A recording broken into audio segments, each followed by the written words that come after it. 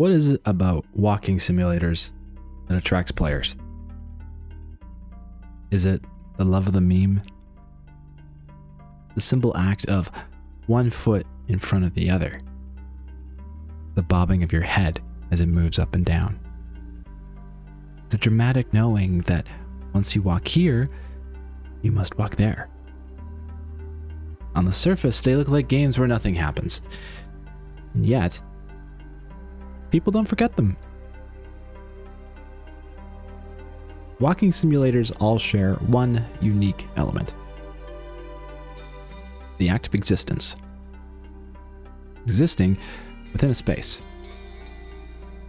They don't tell you why you're here or what reason you should have to keep going, but they nudge you forward regardless. There's no win or lose condition.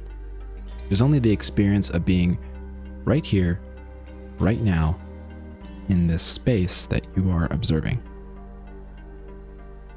You get to choose where to walk, what to examine, and how you are going to emotionally interpret what you see. The power fantasy has been flipped. Instead of becoming powerful, dominant, efficient, and heroic, you have become small, uncertain, reflective, and emotionally exposed. You're now paying attention to being inside of a world instead of paying attention to the functional mechanisms and systems existing within that world. There is a meditative reflection in simply being present. The atmosphere and curiosity propel you forward in an exploration of loneliness as you walk further into the unknown. Walking simulators cut out a critical element from the video game medium, a method so common across nearly all video games that it has become one of the medium's defining pillars. That element? Game brain. Most games train you to think mechanically. Optimize, survive, collect, upgrade, win. Walking simulators strip away the mechanics and systems. All you're left with is space, immersion, and storytelling. You are no longer distracted by doing. You are being. This is partly what makes walking simulators so interesting. They expose how artificial many game systems truly are. The world is not built around systems designed to control your progress. It is structured around a space created to be experienced. The atmosphere itself is the reason to play.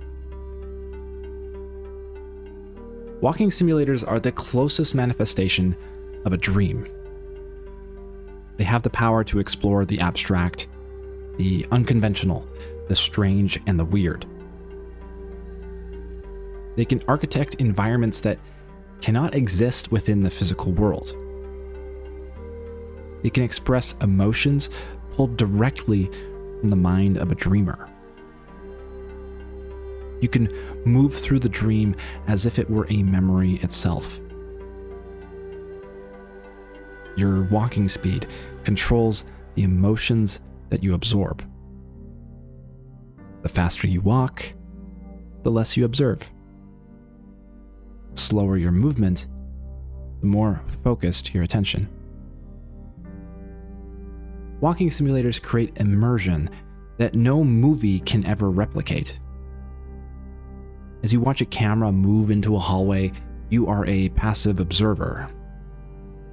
As you move your digital character into a hallway, you are participating in the moment itself.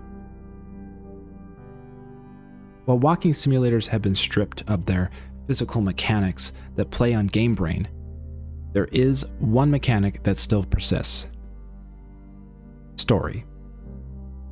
Stories can be told in a number of ways, from words spoken on a voice recording to notes found in the drawers of a desk. But the most impactful, and perhaps the most powerful form of storytelling, comes from the atmosphere itself. The architecture and feeling of the environment you are moving through. The beauty of a story unfolding not with words and language, but with shapes, colors, and space. Walking simulators provide developers with a uniquely artistic medium: architecture as storytelling. What is it then that makes a good walking simulator? When the traditional mechanics of a video game are removed, everything that remains becomes that much more important. The speed at which you walk, the size of an environment, the details, or lack thereof, within. Is the space constrained and dense, or open and grand? Do you flow between one space to the next? In most video games, a weak atmosphere can be compensated for by mechanical depth, weak writing, or action in combat, weak pacing for systematic progression. But in walking simulators, there is nowhere for a developer to hide their weakness. This is the genre's ultimate challenge. Can you create a game that moves people when the only mechanic is movement itself?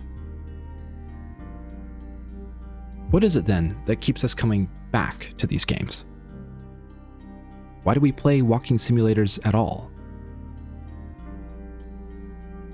Perhaps it's not to win. Perhaps it's to feel something.